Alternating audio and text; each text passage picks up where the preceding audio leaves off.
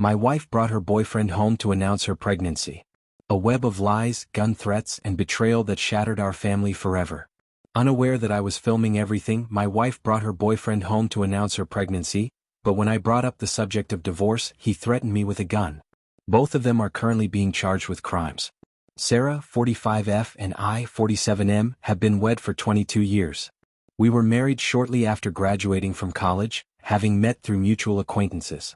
My first and only committed relationship was with Sarah. While I developed my profession in software development, she worked as a marketing executive. Before everything broke apart last month, I believed that our marriage was going well. Our 2 children are Mike, 17M, a high school junior, and Jenny, 20F, a psychology major in her 2nd year in college. Sarah joined a new gym approximately 4 months ago, which is when the issue began. She stated that she wished to lose weight before her 46th birthday. She stated that she would rather go alone in order to concentrate on herself, but I agreed with her choice and even offered to accompany her. I was initially pleased to see her taking care of herself. She began going to the gym more frequently, sometimes twice a day. I didn't question it because it appeared like she was happier and more lively. Then, however, things began to shift. She altered her haircut, bought brand new clothes, and spent all of her time on her phone. She would immediately switch apps or turn off her phone screen when I entered the room. She also said that her team had taken on a large project for a new customer, which caused them to start working late. She wouldn't always return home until 9 or 10 o'clock at night. I didn't give it much thought because I had total faith in her. I even took care of the kids' needs so she could concentrate on her work and made sure dinner was ready for her when she got home. However, we had less sex. She always had an excuse for not wanting to get intimate, like she was exhausted, had a headache, or had to get up early.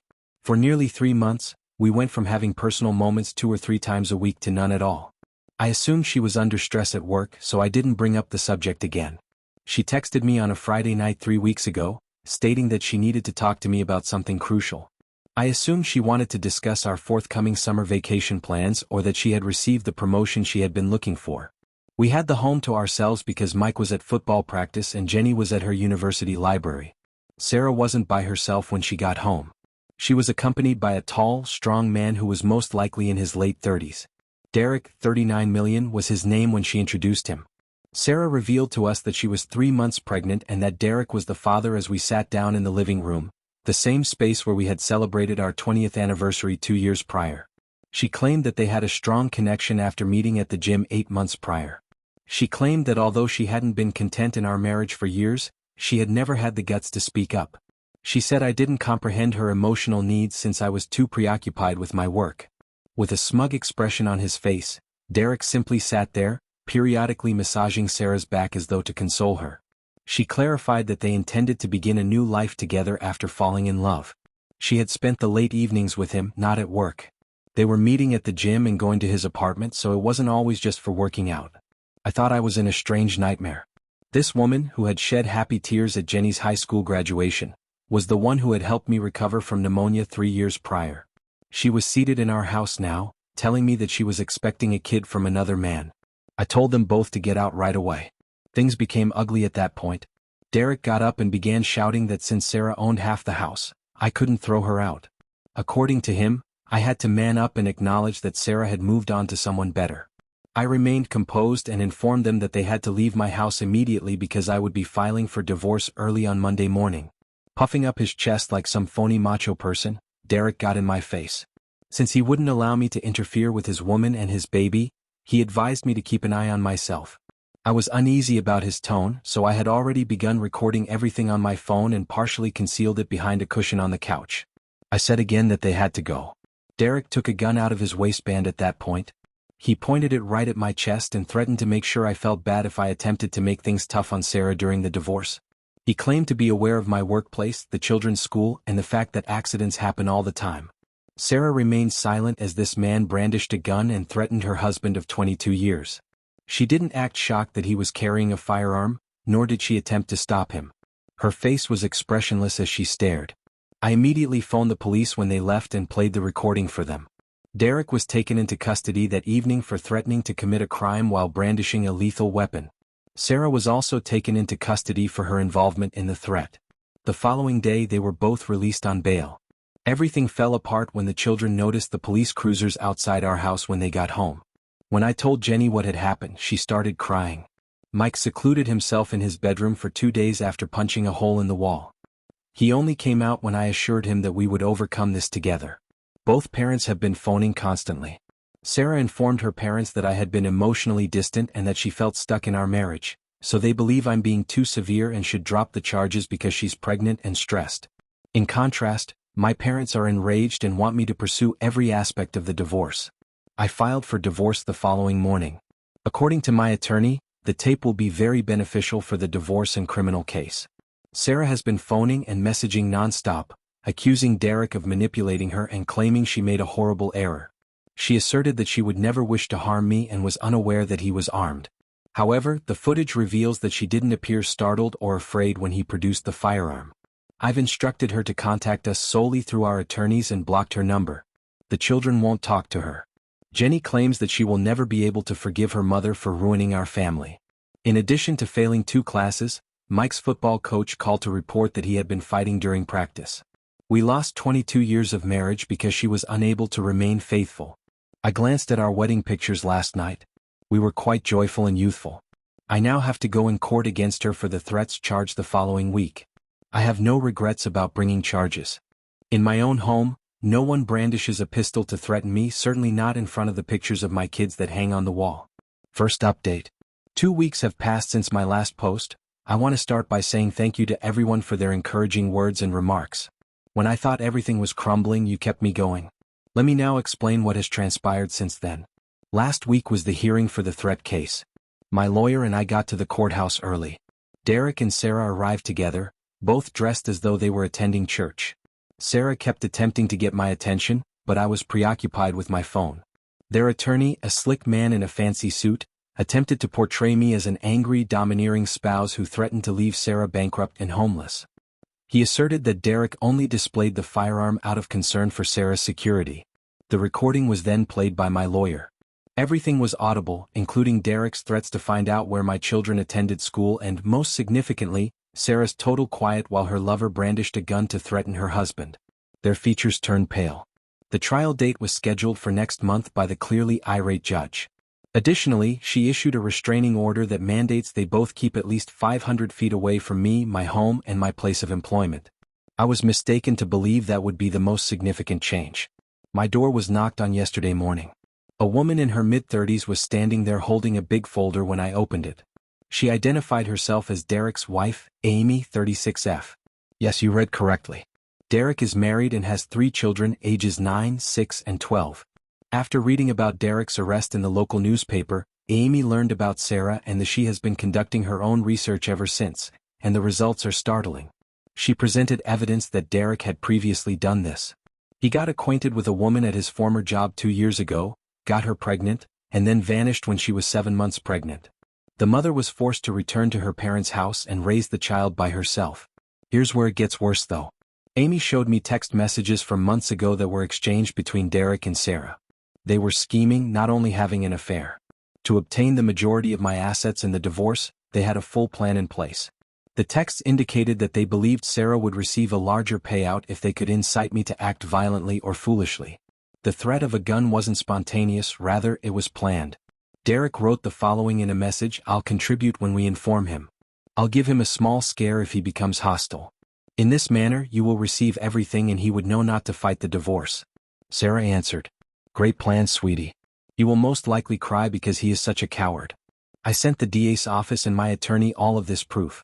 In addition to the current threats charge, the DA is now thinking of charging conspiracy. Sarah began phoning me non-stop after learning of the new proof, crying and saying she was unaware Derek was married. She said that he tricked her into agreeing to the entire scheme. The text messages, however, indicate otherwise. She was fully aware of his wife and children. As the other woman, she even made jokes about Amy being too stupid to notice her husband's affair. As Jenny searched Sarah's drawer for some old family photos, the situation became even more intriguing. I was unaware that she had discovered a second phone. It had communications from over a year ago. Before revealing their pregnancy, Sarah and Derek had been preparing for this for months. Because they believed that I wouldn't fight back as hard if there was a baby involved, they purposely waited until she was showing before telling me. The effect on our children has been catastrophic. Except for school, Mike still hardly ever leaves his room. His football coach called to report that he has been watching from the stands throughout practices, and he has now failed 3 classes. Jenny is constantly upset. She texted Sarah to let her know she was dead to her and that she would never want to see her again. "You'll understand when you're older and fall in love," was the straightforward message Sarah wrote back. I provided copies of the text messages to Sarah's parents, who then came to my house. They were appalled. In my living room, her father, who had been arguing for her behavior and pleading with me to dismiss the charges, started crying.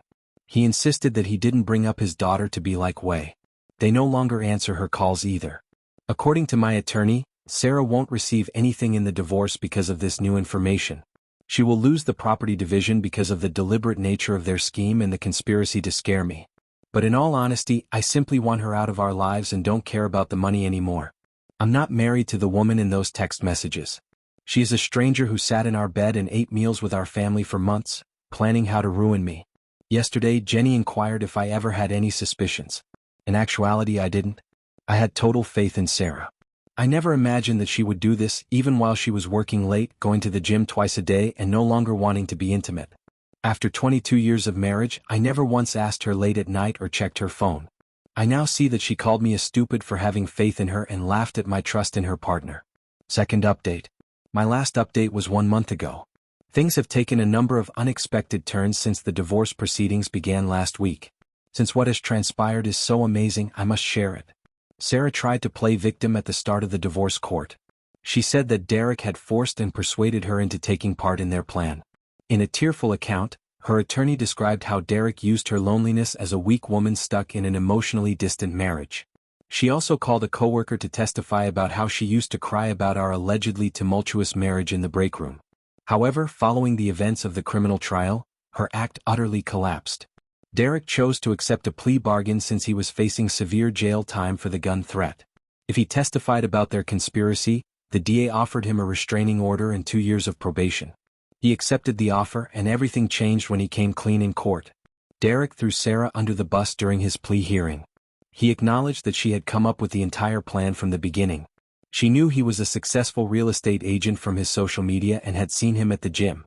Instead of going the other way, she went to him. He testified that she had checked his Facebook profile and seen photos of his family, so she knew he was married from the start. Derek claims that Sarah told him she wanted to leave me because she was unhappy in her marriage, but she wanted to make sure she received the highest settlement possible. She specifically picked him since he had a concealed carry permit and an imposing appearance. She came up with the threat of a pistol. She believed that when I invariably reacted aggressively to threats, it would demonstrate my abuse. When the paternity test results were revealed in court, however, it was the biggest shock. Derek is not the father, but Sarah is unquestionably pregnant.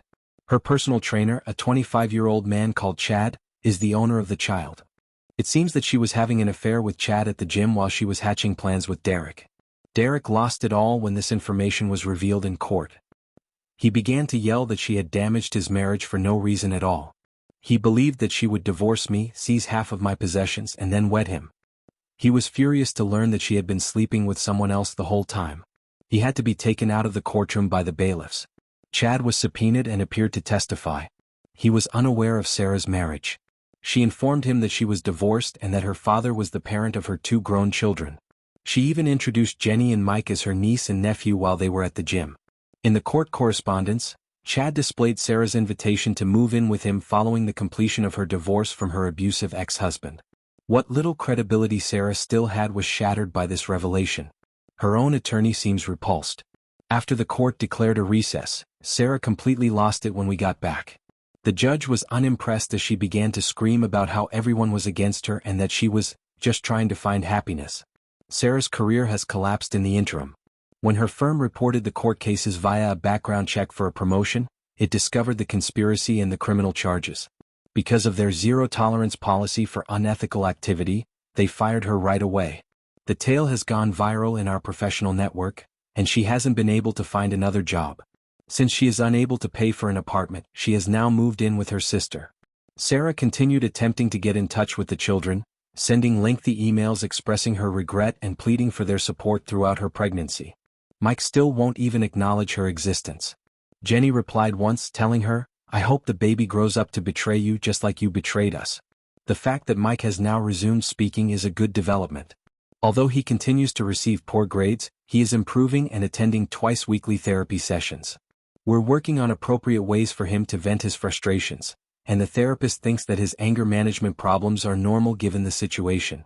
Now that the judge has seen all the evidence, the text messages plotting the conspiracy, the paternity test results demonstrating she lied about Derek being the father, and the testimony on her numerous affairs, the divorce proceedings are advancing swiftly.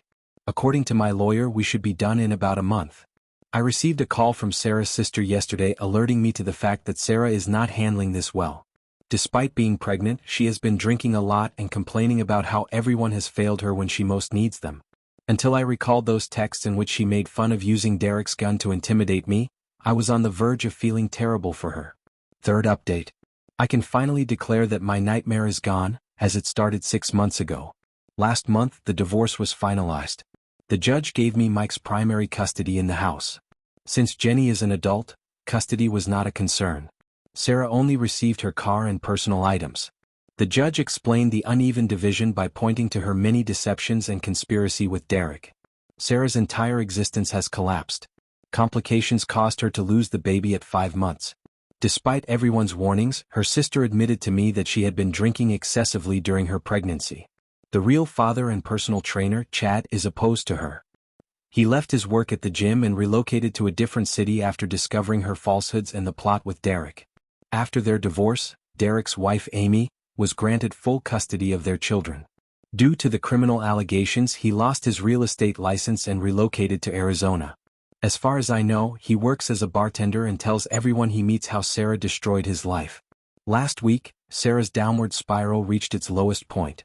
She arrived at our house at 2 in the morning, utterly inebriated, and yelled in the driveway that she had lost everything due to one mistake. She insisted that she would stop at nothing to make things right and return home. Before I could, the neighbors phoned the police. She was jailed for 2 days for violating the restraining order. Sarah needed to face repercussions for the first time in her life, according to her sister, who declined to save her. The children are at last improving. Jenny has returned to college and is seeing the campus counselor on a regular basis. She claims that joining a support group for kids of divorced parents is assisting her in processing everything. Mike is back on the football team and his grades have improved to B's and C's. His therapist claims that since he has acquired some coping skills, his anger management problems have much improved. Through all of this, Sarah's parents have shown surprisingly strong support. They have severed all communication with Sarah, but they have kept up a relationship with the children. Like she used to do when Sarah and I were first married, her mom comes over every Sunday to prepare dinner for us. On some weekends, her dad takes Mike fishing and helps him repair the hole he punched in his bedroom wall. I've begun dating a person I met via a common friend. 3 years ago, Lisa, a 43-year-old high school teacher, went through her own divorce. We are moving extremely slowly. Since she tutored Mike in English and improved his grade, the youngsters who met her last month appear to like her. She is considerate of our circumstances and doesn't demand more than I am willing to provide. Yesterday, Sarah gave me a call from a new number. She claimed to be going to AA meetings and to have been sober for 2 weeks. She asked if I might think about giving her another chance. I blocked the number and hung up without answering. There are some betrayals from which you simply cannot recover. We're getting over it, but the kids are still dealing with it. Last week, Jenny expressed her pride in my handling of the situation, saying that I stood by them and refused to allow Sarah to re-establish her influence over us. When he turned 18, Mike requested if he could adopt my last name. He declared that he no longer desired any relationship with Sarah. Even though life isn't flawless, we're making progress. Sarah must now live with the decisions she made. I don't regret the way I handled the situation. Showing your children that it's acceptable to take toxic people out of your life, even if that person is their mother, can be the most difficult aspect of being a parent. I'm genuinely looking forward to the future for the first time in months as we create a new normal. Thank you for watching. If you haven't subscribed yet, please do so and hit the notification bell to stay updated with more shocking real-life stories happening around you.